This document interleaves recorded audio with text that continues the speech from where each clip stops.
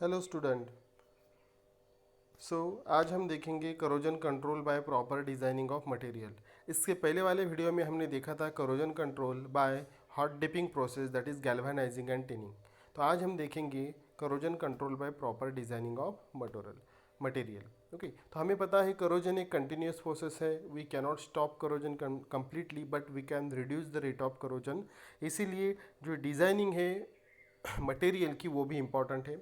तो corrosion control में proper designing से हम कैसे कर सकते हैं? तो सबसे पहले avoid a contact between two dissimilar metal. अगर दो अलग अलग मेटल से वो एक दूसरे के कांटेक्ट में आ रहे हैं तो हमें वो कांटेक्ट नहीं होने देना है, क्योंकि जब भी दो मेटल एक दूसरे के कांटेक्ट में आते हैं, अगर उनके बीच में पोटेंशियल डिफरेंस आ जाता है, इलेक्ट्रोड पोटेंशियल डिफरेंस, तो क्या हो जाए, जिसका ऑक्सीडेशन पोटेंशियल ज़्यादा रहता है वो मेटल एनोड बिहेव करता है, और जो दूसरा मेटल रहता है वो कैथोड बिहेव करता है। इसीलिए जो एनोड बिहेव करेगा उसका ऑक्सीडेशन होगा, उसका डिस्ट्रक्शन, वो लॉस होगा मेटल का, और जो अदर मेटल है वो प्रोटेक्ट किया जाएगा। इसीलिए हमें क्या करना है, सबसे इम्पोर्टेंट तो कांटेक्ट जो है टू डिसिमिलर मेटल का वो अवॉइड करना है। ओके, नाउ सेकंड पॉइंट हम देखते हैं कि when two dissimilar metals are in contact the anodic material should be large.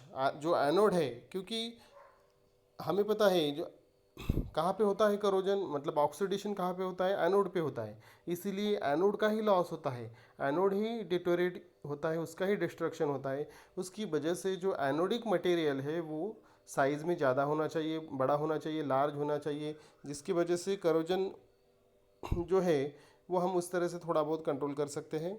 Now second third one is, if two dissimilar metals are in contact they should have close electrochemical series, that is close in electrochemical series। इसका मतलब ये है कि उनका जो potential difference है, जो potential difference है वो उनमें कम से कम होना चाहिए। ओके, क्योंकि अगर पोटेंशियल डिफरेंस ज़्यादा रहेगा तो वहाँ पे करोजन का रेट जो है वो भी ज़्यादा रहेगा और करोजन भी जल्दी होगा। इसीलिए try to avoid the contact between two dissimilar metal. अगर आते हैं तो ऐसे मेटल सिलेक्ट करने चाहिए कि जो इलेक्ट्रोकेमिकल सीरीज़ में नज़दीक है, जिनका पोटेंशियल डिफरेंस जो है वो कम है। उसके बाद में आते हैं फोर्थ पॉइंट पे, जब भी टू डिसिमिलर मेटल का कांटेक्ट अनअवॉइडेबल हो, मतलब वो अगर कांटेक्ट उनके बीच में होना ही है तो उनके बीच में एक इंसुलेटिंग फिल्म जो है वो अप्लाई करनी चाहिए, एक थिन फिल्म, जिसकी वजह से वो डायरेक्टली कांटेक्ट में नहीं होंगे और जिसकी वजह से फिर हम करोजन को कंट्रोल कर सकते हैं। उसके बाद में आता है next point, that is fifth one, avoid crevice and corners in a design.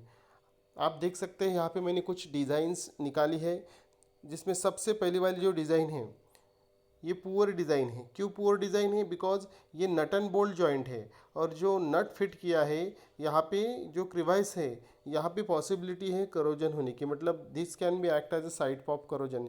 इस जगह पे करोजन हो सकता है जब ये मॉइस्चर या फिर एटमॉस्फेरिक गैसेस या फिर डस्ट, सैंड पार्टिकल अगर इसको इस जो क्रिवाइस है वहाँ पे अगर होते हैं तो उसको चांस रहता है करोजन होने का। तो इसलिए ये पुअर डिज़ाइन है। दूसरा डिज़ाइन हम देखते हैं तो दूसरा थोड़ा सा अच्छा डिज़ाइन है, जिसे हम गुड डिज़ाइन बोल सकते हैं, क्योंकि ये एक वेल्डिंग जॉइंट है यहाँ। लेकिन यहाँ पे भी देखो, जो वेल्डिंग पॉइंट है that can be act as a site for corrosion. यहाँ पे करोजन हो सकता है, करोजन की शुरुआत यहीं से हो सकती है।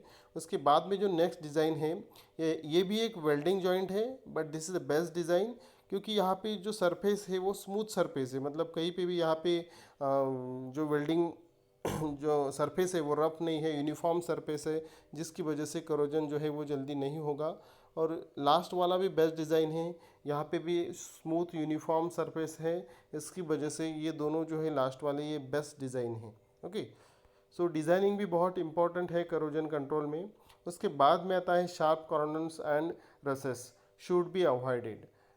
यहाँ पे भी मैंने कुछ एग्जांपल्स दिए हैं। जो पहला वाला एग्जांपल है इसमें अगर हम देखते हैं तो यहाँ पे ये जो कॉर्नर्स है ये कैसे है, शार्प कॉर्नर्स है, ये वेल्डिंग जॉइंट है। तो दिस पॉइंट, ये जो पॉइंट है यहाँ पे करोजन की साइट हो सकती है, यहाँ से करोजन शुरू हो सकता है। इसीलिए ये जो डिज़ाइन ये कैसा है, पुअर डिज़ाइन है। सेकंड डिज़ाइन में भी हम देख सकते हैं तो यहाँ पे रेसेस, ये देखिए शार्प एज है, शार्प कॉर्नर है यहाँ पे। ओके, इस तरह से यहाँ पे वेल्डिंग किया गया है। तो ऐसे डिज़ाइन भी जल्दी करोजन होता है, ऐसे मटेरियल का भी जल्दी करोजन हो जाता है। जो थर्ड वाला डिज़ाइन है that is a best design. ये बेस्ट डिज़ाइन है।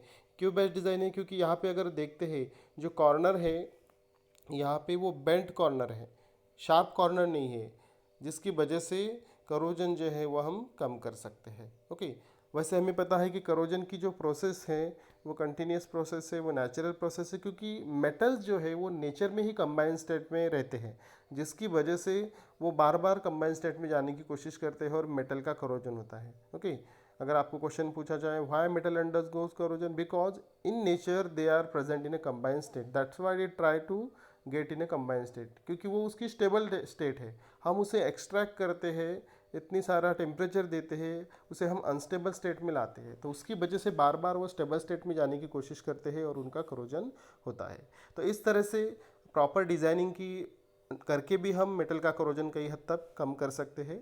ओके, सो आई होप आपको मेरा वीडियो अच्छा लगा होगा। आपको कोई डिफ़िकल्टी है तो आप मुझे कमेंट बॉक्स में कमेंट कर सकते हैं। अगर आपको अच्छा लगा तो प्लीज़ शेयर कीजिए और सब्सक्राइब कीजिए। Thank you.